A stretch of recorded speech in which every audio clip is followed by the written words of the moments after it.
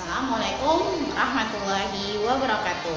Anak-anak Umi, kita masuk ke pembelajaran 3 atau subtema 3.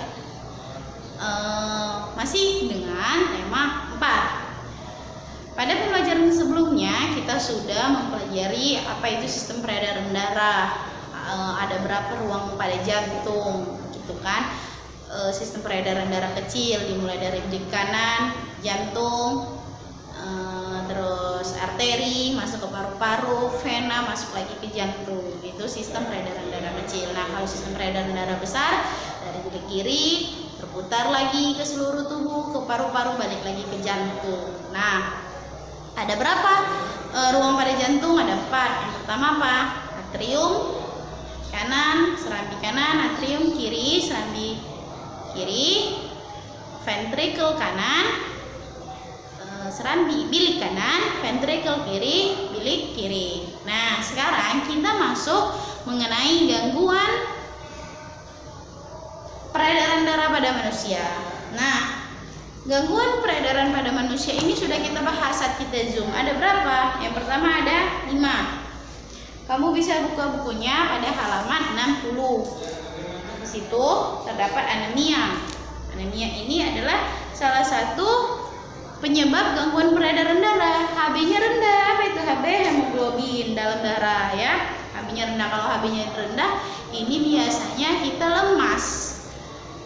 Karena HB kita rendah, lebih itu ya. Yang kedua, tekanan darah. Darahnya tinggi.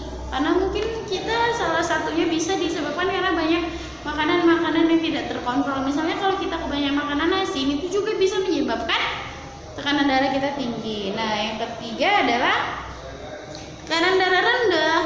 Kalau tekanan darah yang rendah ini kebalikannya ya, kebalikan tekanan darah tinggi itu tadi. Rendah dia di bawah 80. Kalau di tensi, kamu kalau lihat orang tua kamu tuh kan pusing, nah itu biasanya kita di tensi. Tensinya itu adalah untuk mengukur sejauh mana peredaran darahnya gitu. Nah, yang keempat apa? Kanker darah atau leukemia. Leukemia ini adalah kebanyakan sel darah putih di dalam tubuh kita ya. Nauzubillah, nauzubillah. Nah, yang kelima juga jantung. Jantung merupakan gangguan pada sistem peredaran darah karena pusat dari seluruh sistem peredaran darah itu ada pada jantung. Nah, di sini tugas kamu pada subtema 3 ini di halaman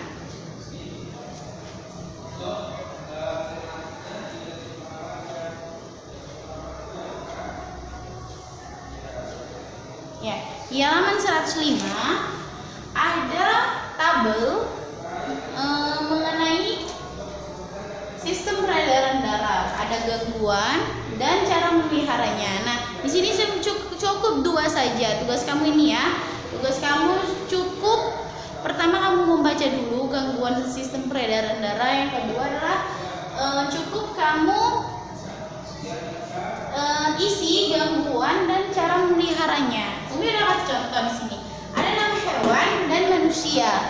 Nah, kalau hewan itu misalnya tadi seperti pembelajaran kemarin kita sudah mengetahui sistem peredaran darah pada hewan juga sama dengan sistem peredaran pada manusia. Hewan juga ada jantungnya, hewan juga ada paru-parunya. Sistem peredarannya sama, mulai dari jantung, paru-paru dan ke seluruh tubuh. Oke? Nah, organ peredaran darahnya apa? Jantung, paru-paru. Sama manusia juga. Nah, gangguannya apa? Gangguan peredaran darahnya seperti yang Umi jelaskan kemarin. Kamu ulang lagi, kamu buka bukunya lagi. Halaman berapa itu tadi? Halaman 78 ya? Ya, kamu buka bukunya lagi mengenai ya halaman 60. Kamu buka bukunya lagi mengenai gangguan pada organ peredaran darah pada manusia. Kalau pada jantung, pada burung, kamu cari sendiri. Nah, cara memeliharanya gimana kalau organ peredaran darah pada manusia?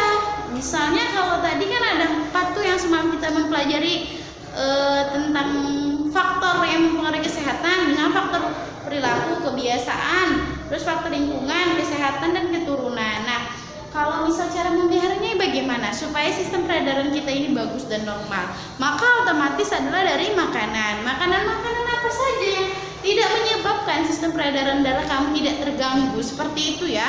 Kamu cari sendiri gangguan dan cara memeliharanya. Oke, terima kasih Anak Naomi. Assalamualaikum warahmatullahi wabarakatuh.